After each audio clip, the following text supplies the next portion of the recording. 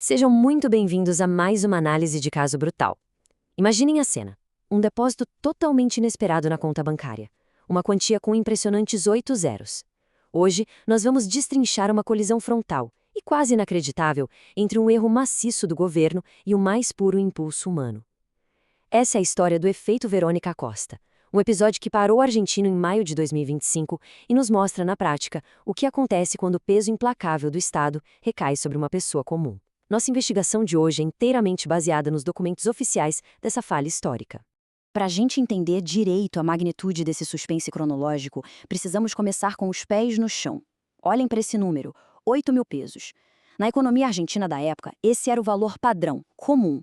Aquele dinheirinho suado e modesto de uma pensão que a Verônica Costa aguardava todo mês. Era o previsível, sabe? O dinheiro contadinho para as despesas mais básicas, a expectativa de um dia absolutamente normal. Bom, vamos entrar de cabeça nisso agora, porque num piscar de olhos, o aplicativo do banco não mostrava mais 8 mil. A tela exibiu uma quantia surreal, 500 milhões de pesos. Fazendo uma conversão direta, a gente está falando de quase 2 milhões e 400 mil reais, que literalmente caíram de paraquedas na conta dela. Uma fortuna absurda de 8 dígitos depositada por um erro administrativo colossal do governo argentino. Imagina o choque inicial de olhar para uma tela e ver a sua vida mudar desse jeito em um segundo.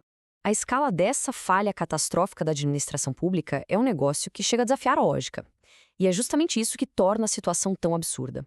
Em questão de 24 horas, essa anomalia no sistema transformou o que parecia ser uma bênção divina absoluta num pior pesadelo legal que alguém poderia imaginar. O palco estava armado para o caos total que tomaria conta do dia 6 de maio de 2025. O que nos leva à primeira parte dessa história, 24 horas de loucura. O surto do dia 6 de maio de 2025. O relógio começou a correr, e o que aconteceu em seguida foi uma avalanche de consumismo frenético, puramente movido a picos altíssimos de dopamina. E a justificativa por trás de todo esse surto, bom, ela se resume a essa frase. A Verônica acreditou piamente que o universo, ou alguma entidade superior, tinha decidido intervir e liquidar as contas dela. Ela chegou a declarar publicamente que via aquilo como um presente de Deus. É aquela arrogância quase tragicômica do ser humano, né? A gente sempre tende a presumir que uma falha multibilionária de um banco é, na verdade, um milagre destinado a nós. A partir do momento em que ela abraçou essa crença, o ritmo das coisas virou uma histeria total. 66. Esse é um número absurdo de transferências bancárias rápidas que ela disparou de forma consecutiva. Os cliques não paravam, o dinheiro começou a derreter da conta principal, sendo pulverizado pelo ciberespaço numa maratona febril contra o tempo, como se o amanhã não existisse. E isso ilustra brilhantemente a fúria irracional daquela maratona de compras online. Pessoal, olhem a lista do que foi acumulado em tempo recorde. Um carro 0 km, geladeiras simplesmente gigantescas, pisos de cerâmica caríssimos para cobrir a casa inteira, um monte de televisões e micro-ondas, e o desespero de materializar esse dinheiro foi tão grande que sobrou até para 5 parentes diretos que receberam transferências em dinheiro vivo na mesma hora. Tudo isso numa janela curtíssima de tempo. Mas a euforia, como a gente bem sabe, tem perna curta. Entramos na fase 2, a reversão. O sistema contra-ataca. Quando a máquina do Estado erra, o perdão não existe. A resposta veio cortante e fria, como uma sirene estourando no meio da noite. Os algoritmos avançados do banco não iam deixar passar uma conta que movimentava 8 mil pesos disparando centenas de milhões do nada. A justiça desceu com mão de ferro e numa velocidade assustadora, bloqueando absolutamente tudo. Todas as contas da Verônica e dos parentes foram congeladas sumariamente. E as autoridades forçaram a devolução voluntária imediata sobre a ameaça direta de pena máxima para todos os envolvidos. Agora, o que é muito interessante de observar neste gráfico é a eficiência brutal, quase cirúrgica do aparelho estatal quando o próprio dinheiro está em jogo. 90% de todos os fundos e mercadorias foram rastreados, confiscados e recuperados num prazo fulminante. Eles pegaram o carro, interceptaram as geladeiras, recolheram os pisos, tudo antes mesmo que a poeira daquela loucura toda pudesse baixar. Apenas 10% do valor se perdeu no meio do furacão.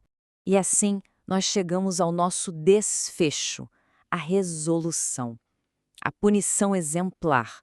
Com os bens confiscados e as contas todas travadas, o governo exigiu sangue. O país inteiro acompanhou em estado de choque o indiciamento em massa da Costa e de todos os 5 familiares dela.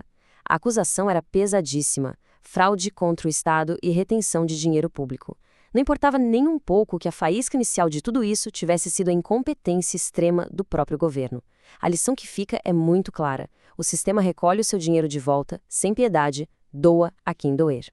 Então, o ponto crucial é exatamente o contraste formidável que a gente vê agora na tela. De um lado, a fantasia e a euforia daquele depósito acidental de 500 milhões. Do outro lado, o peso da consequência, uma fiança criminal estipulada em 30 milhões de pesos, um valor absurdamente impagável para uma família que um dia antes sobrevivia com 8 mil pesos por mês. Foi esse golpe final da justiça que enterrou de vez o sonho passageiro, prendendo todo mundo nas garras de um pesadelo penal. Para encerrar a nossa explanação de hoje, fica aqui uma reflexão profunda. O sistema sempre vem cobrar o dízimo dos seus próprios erros. Mas e a natureza humana? Como a mente reage quando dá de cara com um milagre acidental desse tamanho? O que qualquer um de nós faria no lugar dela? Bateria o desespero consumista ou a razão falaria mais alto antes da polícia bater na porta? Deixem as opiniões de vocês aí embaixo nos comentários e não esqueçam de se inscrever para não perderem nossa próxima investigação. Até lá!